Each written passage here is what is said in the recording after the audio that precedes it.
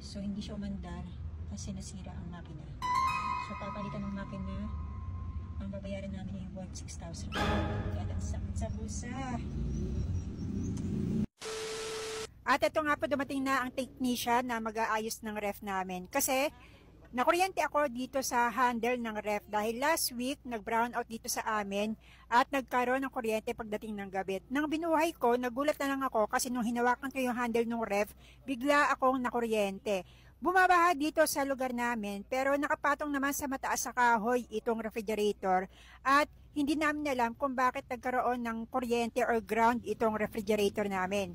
At pagkaraan nga ng ilang araw, pinacheck na namin ito sa mga technician at ayan, dun lang namin nalaman na nabasa pala ito mga pyesa nitong refrigerator namin. Taas na ng pinagpatungan namin. Yung isa, kayo lang gumawa ng isa, nasa loob. Siya, ikaw ba kasama ng tatay mo? Ikaw ba yan? Yung nasa loob. Yung hindi umiintyat. Tatay Sinde.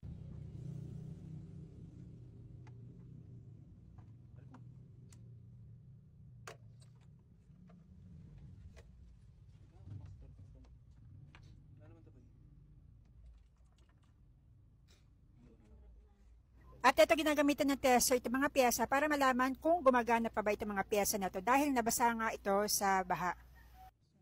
At ito pinalitan nila itong relay. So mayroong problema dito sa relay. At ayan, tinanggal ni itong relay. Yan daw yung papalitan.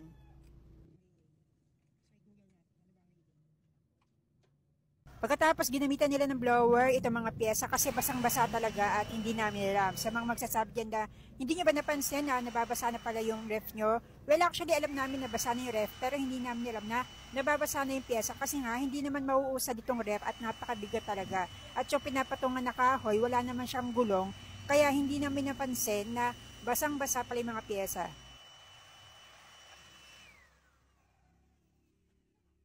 A few moments later. Nasira ang makina. Nung binuhay ko, hindi ko alam na basa pala itong mga piyesa sa gilid. So, hindi siya umandar kasi nasira ang makina. So, papalitan ng makina. Ang babayaran namin yung worth 6,000. Kaya sa bulsa. At dahil wala na kaming choice, so kahit mabigat sa bulsa, eto, pinapalitan na namin itong compressor. So, compressor pala tawag dito sa maliit na motor na yan. At sinimulan ng ikabit ni Kuya itong compressor. So, mag-ama itong technician na gumagawa ng ref namin. So, itong nakadilaw, siya talaga yung pinaka-technician, si Kuya. At may tiwala kami sa kanya kasi siya rin yung unang nag-repair nitong ref namin dito sa bahay. So, ayan, sinisimulan na niyang i-blowtorch itong pinaka-parte ng compressor. So, para mapalitan ito. At pagkatapos, ayan, ito yung freon, ilalagyan na ito ng freon. So, dito medyo nagtagal kasi more than 30 minutes na kinakargahan ng freon itong compressor. Para makita ng mga bashers niya. Later that same evening. Ito yung ref namin sa bahay at nung gabi, nung pagsarado namin, sinimulan ko ng ilipat yung mga soft drinks dito sa ref na pinarepair namin. At ayan, makikita nyo na umaandar naman yung refrigerator at sinimulan ko ng lagyan ng mga ice tubig, ice yelo.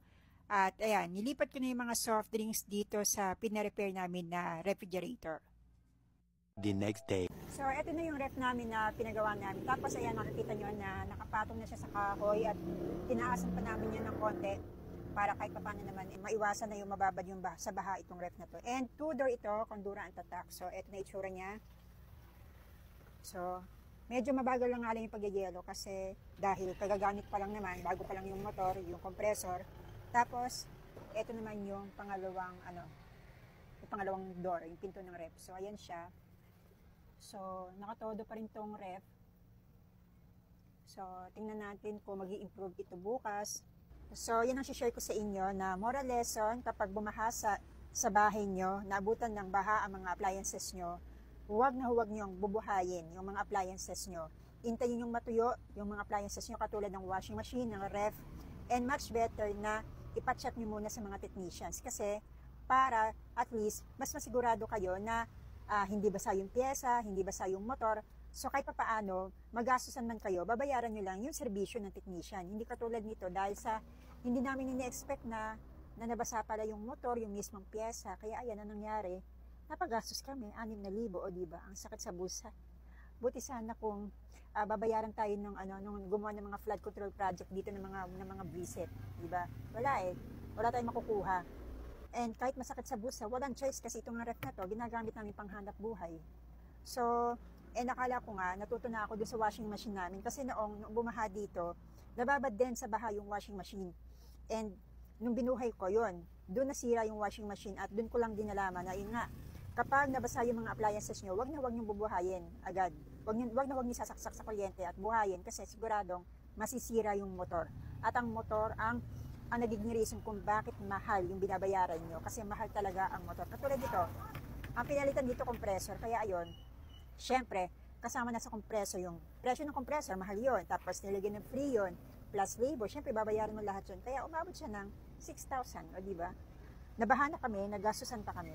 Yun ang moral lesson, kapag bumaha sa inyo, naabutan ng baha, yung mga appliances nyo tulad ng ref, ng washing machine, huwag na huwag nyong isasaksak agad sa kuryente. Much better, ipacheck nyo muna sa technician para sigurado na hindi nabasa sa baha yung mga appliances nyo at hindi kayo mapagastos katulad namin.